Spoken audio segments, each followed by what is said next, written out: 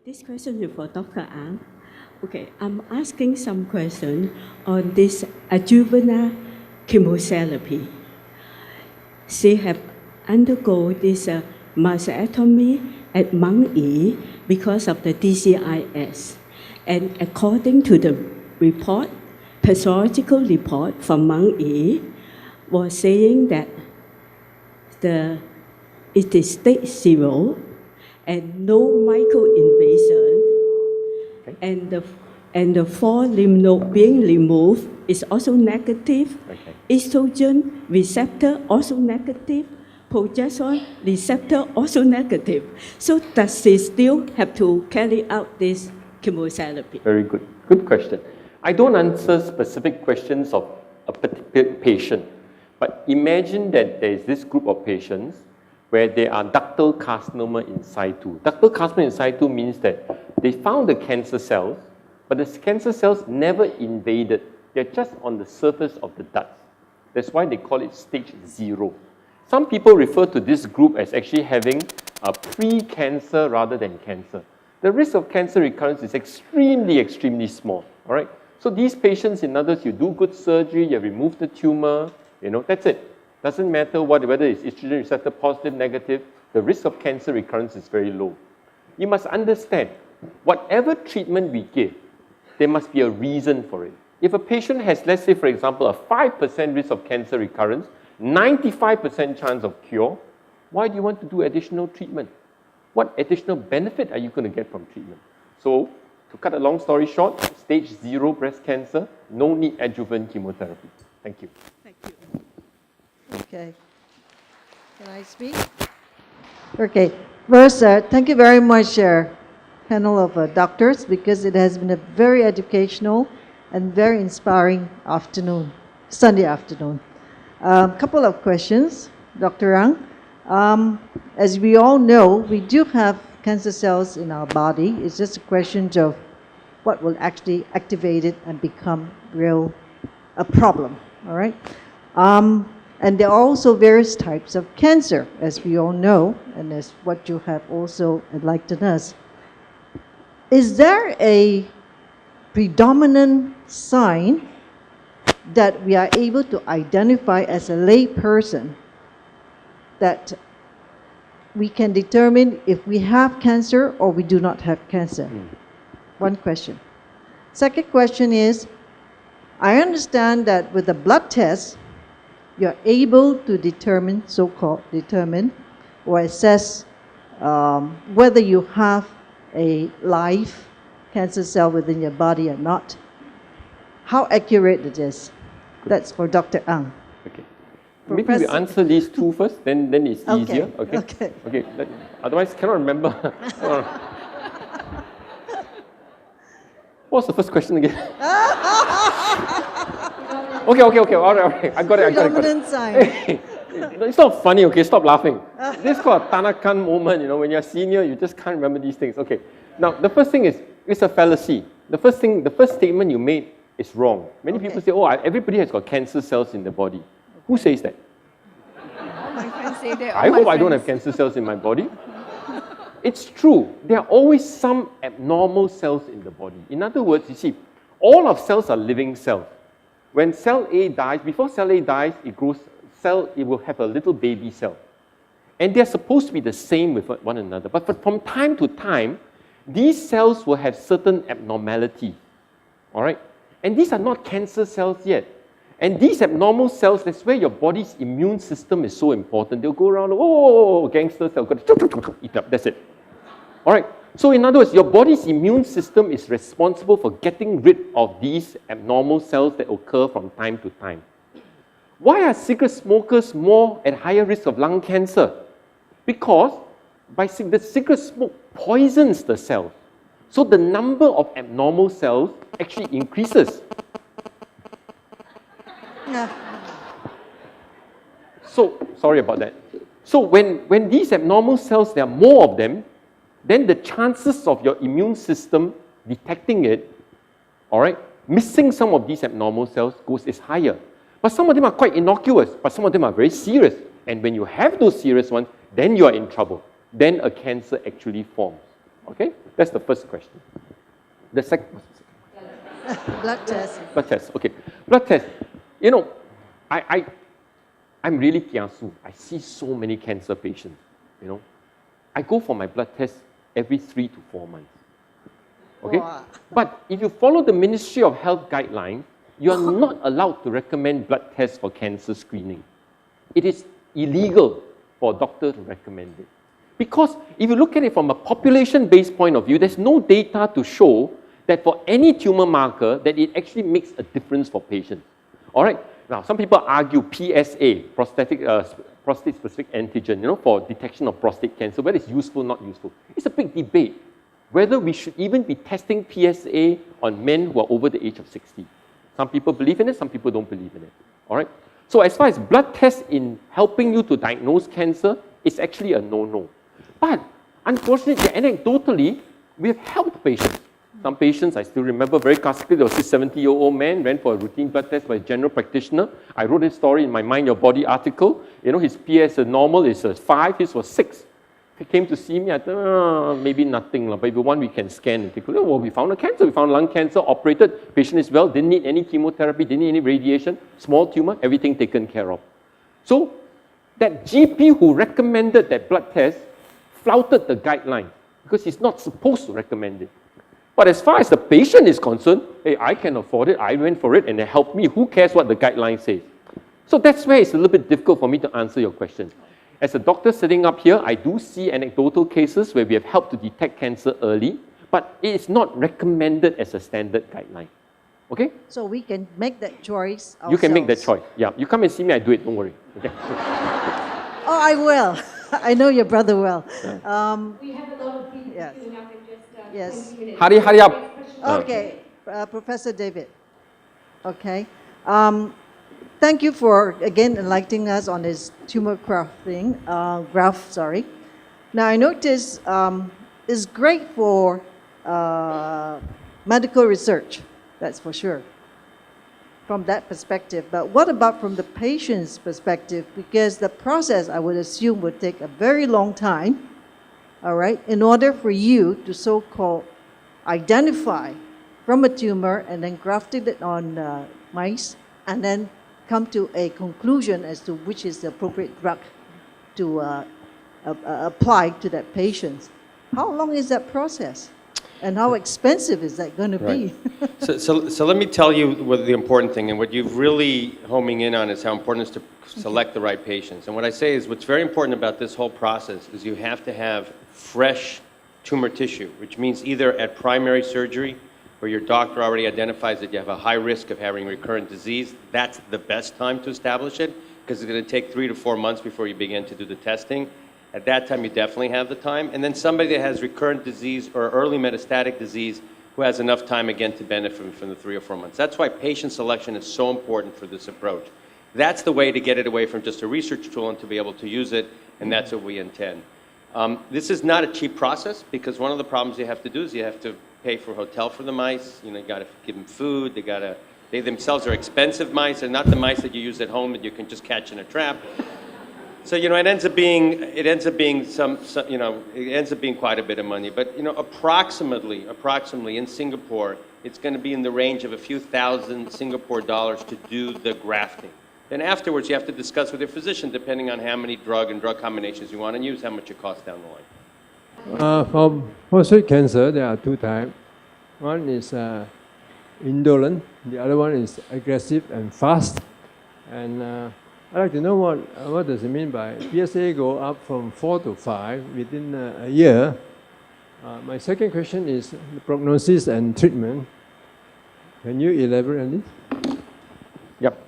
Indeed, prostate cancer is a very interesting cancer. I tell you a little secret. Don't tell anybody I tell you the secret, okay? There are only 600 of you who know it. Nobody else knows it. In 1986, quite a long time ago, right? 1986, my dad was found out to have prostate cancer, okay? He couldn't pass urine one day. We did a prostate scraping, found out he had prostate cancer. And of course, there's a big family discussion, what do we do? So family decided, don't tell him. All right, not the right thing. I mean, I tell patients, but the decision was don't tell him. I was only following instructions. So they say, Peng Tiam, you treat. So I treated. I treated him, gave him medicine, gave him injection, gave him everything. Never told him. What? About 10 years later, all right? One day he told me, hey, Peng Tiam, you got yok, I speak in English, but he speaks to me in Cantonese. This medicine I've been taking, my friend says it's for cancer, no? Have I been taking this cancer medicine? I said, yeah, I think so. Yeah, lah. You've been taking it for 10 years already. Okay, right? Okay. Yeah, you want to stop or you want to continue? I think I just continue now. My father is 88 years old now. Okay? So he got it at the age of 60. He's now 88 years old. So prostate cancer is a very, very broad group. Some are very aggressive disease, some are very indolent disease. And they tell it by telling the grading of the cancer, the cancer score. So please talk to your own doctor. Don't talk to me, okay? Because there are many, many things we need to understand about a person's prostate cancer to determine whether, number one, don't do anything. Number two, give you some tablets to take. Number three, go for radiation therapy and what type of radiation therapy. Number four, go for surgery and what type of surgery. So it's too complex, cannot handle here, okay? But basically, speak to your doctor, explain to him what are your concerns, and they will choose what is best for you. Not all prostate cancers need to be treated. Be very, very careful. Many people, I think they say that over the age of 70, if you do a post-mortem examination, 70% of them will have prostate cancer sitting inside there, not causing any trouble. So if you are 70 years old, I don't know who is 70 years old here, if you die of a road traffic accident, we pluck out your prostate. You must be male, huh? Women don't have prostates, huh? I'm just making sure you understand, lah. You pluck out the prostate, 70% of them will have some prostate cancer inside, but you didn't die from prostate cancer. So it's very important not to over-treat this condition. Okay, come, next question, rock and roll. Next one.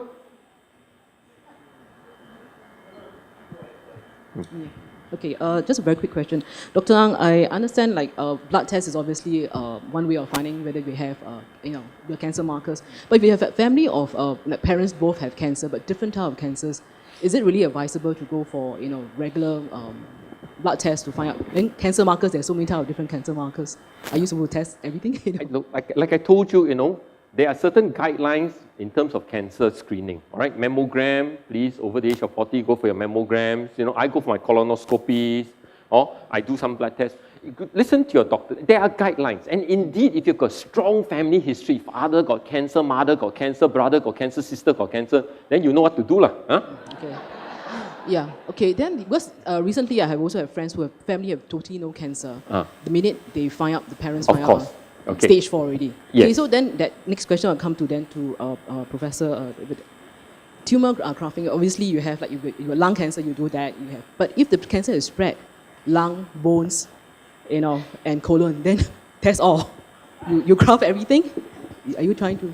No, so that's actually a good question, and it relates to, I guess your question relates to how similar are they? For example, the tumor from its metastases. Is that, if you take out the lung, it's in the lung, then what happens when it moves to the liver, no, et it's cetera? really confirmed that it's actually all spread to the bones, the lungs, and the colon. No, so it still works. So many of our cases, more than half of our cases actually, come from the metastases, from one of the areas where the tumor occurs, either through a biopsy, removal of tumor.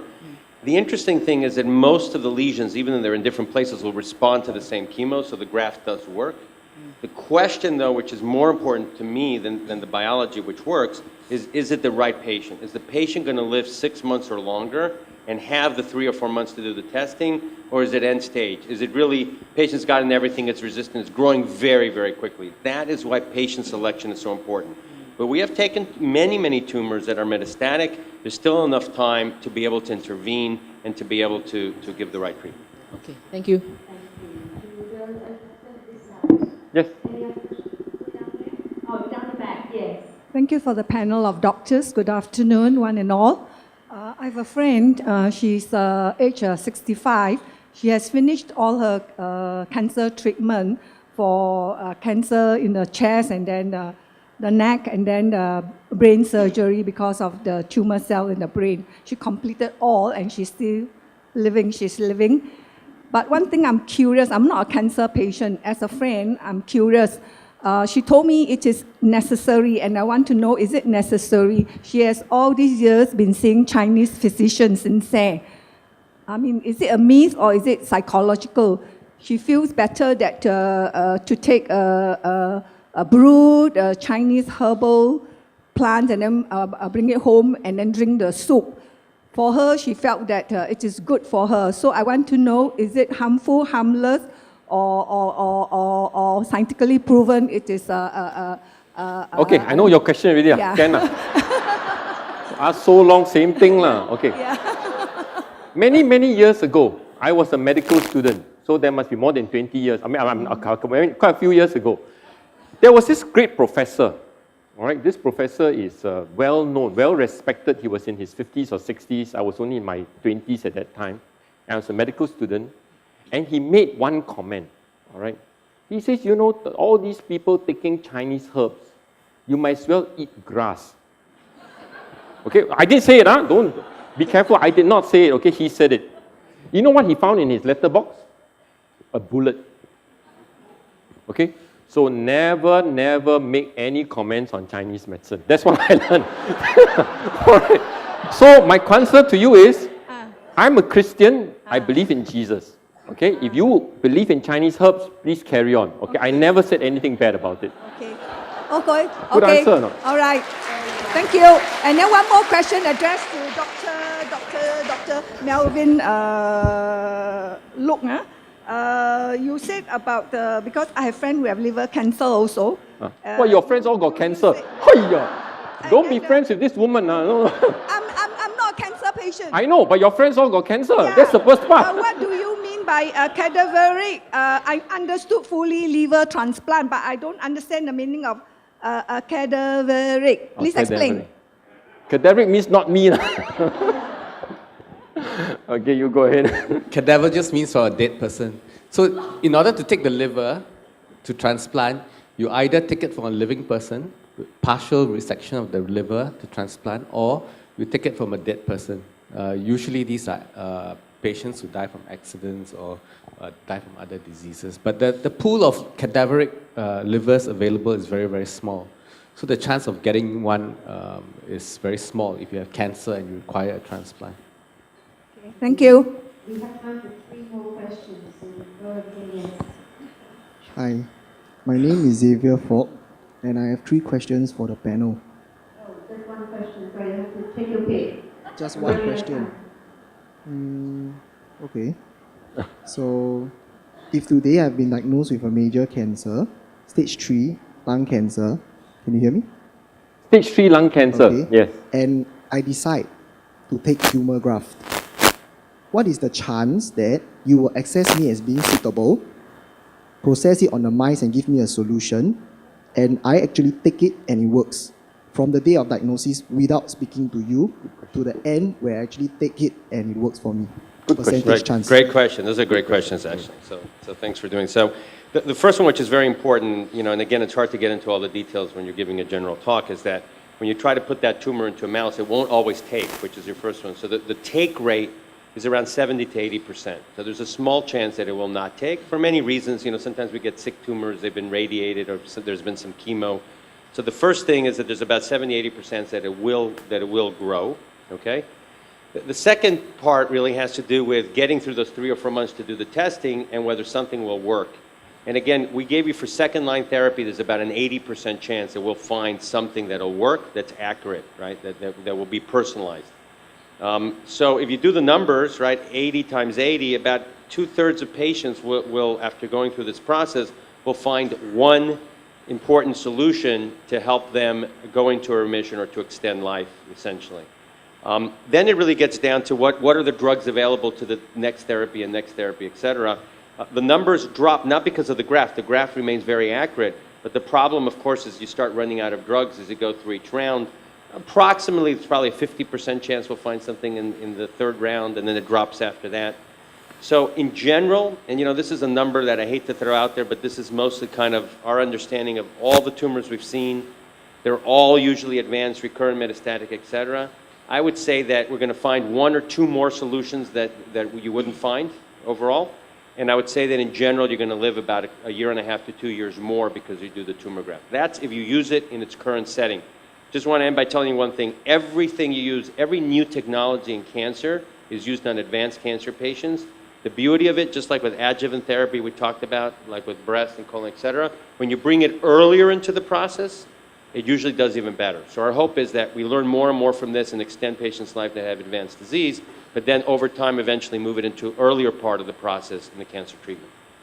I believe for your presentation just now, you have focused on advanced stages of diseases and you focus on the extension of life. So I would like to find out how many percent do you extend the life? Like for advanced patients, I believe you are looking at 3 to 6 months, and the examples they have given is somewhere between 1.5 to 2.5 years. But we do not have the exact statistics. So how many percent extension are we looking at here? Yes, so again, getting down, that's the number, the kind of 80 times 80, or about 60% of patients. I think in about 60% of patients that go through a successful grafting procedure and will get a first round of therapy is where we're going to extend life. The number you have mentioned is a success rate. I'm asking for the percentage extension. You can't answer the question. Oh, you can't. It's impossible. Because every patient will be very individual. If you find a program that's very effective, that patient may benefit a lot. If you find where there's some improvement, then it will be very short. And how quickly does the tumor develop resistance? So that's why it cannot be answered. Okay? Can you do it on a healthy person and extract healthy cells and see how it mutates? No, you can't. You can't grow it. That's not the purpose of it. The purpose is to extract the cancer cells for testing. All right? Thank you very much. Thank you. Good afternoon, everyone. Thank you to the panel of doctors. And thank you, Dr. Ang, for, I think everyone here is happy that we do not have cancer cells as what the wrong information we have. You're welcome. I didn't do it, but... Yep. Dr. Sindersky, right, on the tumor graft. It's good that with all this technology that we're having, probably would be able to help extend the life of cancer patients in that sense where, the medication helps specialize in the correct medication will help to extend the life of a cancer patient. My question is, we know that pancreatic cancer is very aggressive, and even if like a patient who is in stage 2 has got a very good prognosis and has been advised to go through a surgery, Whipple operation, for example, and he went through it, went for the chemo, and only on the second or third session, a CT scan has been done, and it seems that it's been aggressive again, and it stopped. My question is, would there be a more proper or advanced research on this to help patients? Because even in 1 month of timeline with the family, it's a wonderful thing for a cancer patient to be able to spend with the family. Okay. Thank you. Should I take it? Okay. One of the big problems is that in some patients, they're not going to last long enough for the information to come in and may not last long enough for the treatment to be applied to control the disease. So this is a very touch and go. In other words, there's no point. If you say they take 3 months or 4 months to give me the information and this patient has got 2 months to live. So what's the point of doing the tumor grafting? So that's why it's very important that you select the correct patient. From what you have described, this is a patient with very, very aggressive disease. Okay, I don't know how bad the disease has been, but from the description on treatment, disease progressing, started off with very good disease, but yet it progressed. This may not be the best candidate, but again, talk to your doctor. The doctor understands the limitations. Who knows? Maybe the disease is not going to kill the patient within 2 to 3 months, and you've got enough time for the information to come in and guide us in the management. You are right. If you indeed find the correct treatment, that so-called 1 month, and the patient is going to die, may end up maybe 1 year, 2 years, 3 years. You may be doing a great deal of good if you can find the correct combination. If they can't, then it's all money that's wasted. Can I just say, do we have any time for any more questions? One more question? Yes, sir. Go ahead. Hi. I am actually the second-line patient, cancer patients. So the questions would be, on your chart, you say that yes, the first time, my oncologist probably have 50% chance of, giving me the right treatment. Later on, he probably having around 15% chance. My questions would be, if there are, let's say, 4 different cocktail drugs available on the market, if I already missed 50% of it, then I should have a higher chance of nail 1/3 of it. How come my chance go down into 15%? And if my chance of, the second time that I get the treatment is only 15% successful, what would be your suggestion for, my personal health look out in the future. I try not to be the third line, but practically, who knows what happened, this kind of thing. Thank you. I think those are very general statistics you have been given, okay? Every cancer is different. Give you an example, stage 4 breast cancer, come and see me. I will tell you I have a 70 to 80% chance I can get a tumor response. 70 to 80%. If you're one of those people that had a good response to treatment, all right, good, responded marvelously, then disease recurred again. We retreat you again, we have at least a 50% chance we are going to succeed. So every cancer type is different. He was talking in terms of general numbers. But you must understand there are some cancers that are more chemosensitive, some cancers that are less chemosensitive. Breast cancer is one of those good examples of a very chemo-responsive disease. If you're talking about sarcoma, then it's bad, totally different. Your response rates are much lower, even the first line, second line is miserable. All right? When you ask the question, why is it that the rate keeps dropping? You must understand, every time you pull out the gun to shoot the cancer cell in actual fact develops resistance. All right? It gets smarter and smarter. The example I always use is very simple. All right? You first go to war against this nation. All of the soldiers, there are thousands of them out there. All stupid soldiers. You just close your eyes, you use a machine, 500 of them drop first round. But the second war, you try to use your 1,000 bullets again, it's not half they will drop. They have developed resistance. Some may die, some may not die. The ones that are left behind are the commandos. They never die. And they will come back and they will haunt you. Understand? That's why the percentage chance gets lower and lower, lower and lower, because the cell gets smarter and smarter. That's why we don't win the battle against stage 4 cancer. What I really love the idea that's being proposed is, let's try to bring this model much earlier on. A patient with stage 2 cancer, study, see what are the drugs that are effective. Instead of using what is used as a standard, if we can know what are the drugs that are most effective and use it in an early stage, you are not talking about prolonging life, you're talking about curing more patients. And that is what we should aim for in the long run. This is a very exciting topic we are talking about. Really, I'm terribly excited. That's why we brought him here to talk about how we can bring it to Singapore, because I believe that if you find the right use of this tumor model, we can indeed help a lot of cancer patients. Thank you everyone for coming. And on that note, we're going to big round of applause for our one more question. We have time for one more question. Oh, my apologies for holding everybody back. It's just I couldn't get to the mic. Just bear with me. I have this burning question for Professor David. Cost is a big thing here. So what happens if I bring my own mice? Anyway, that is not the question. My question is for patients with hematological malignancy like blood cancers. Is there a role for tumor graft? So it's interesting. We historically have focused on solid tumors, and you can do leukemias and lymphomas. We generally don't do it now, though we're working on that and other processes to continue to extend to other types of cancer.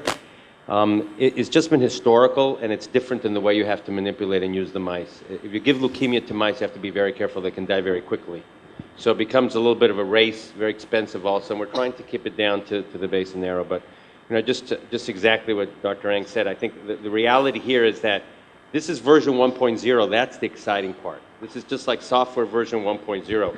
This is the first acknowledgement that we can take something out in personalized cancer treatment in a little bit of an expensive personalized mouse approach, right? That's growing. We will come out with version 2 and version 3, understand which are the best patients to use it, expand it to other types of cancers, and also to other types of therapies, which we haven't even talked about. So it's very exciting to see this as the beginning of the process. Just like you saw the history will continue to improve, we'll be able to personalize cancer therapy every year as we move forward. Thank you. Last question. Colon patient cancer third stage, after chemo treatment, how should the treatment be used for these mice? And also how can it prevent from spreading the cancer even after the therapy? Okay. In stage 3 cancer, there are many protocols that have been established. In other words, these trials have all been done. You got 2,000 patients with stage 3 colon cancer. After the surgery, you tikam, half of them to take chemotherapy, half don't take chemotherapy. The half that took chemotherapy, the incidence of cancer recurrence is less than the group that didn't have chemotherapy. So these are not for tumor model. That's not. So in other words, the experiments must be done in terms of doing treatment and no treatment and comparing the results. It is only useful to talk about the use of mice-directed therapy at this present time in stage 4 disease. Whether we can extend it to patients who are not stage 4, I think there's a big question mark at this time, something that we are very interested in, but should not be something that we are talking about at this point in time. Thank you.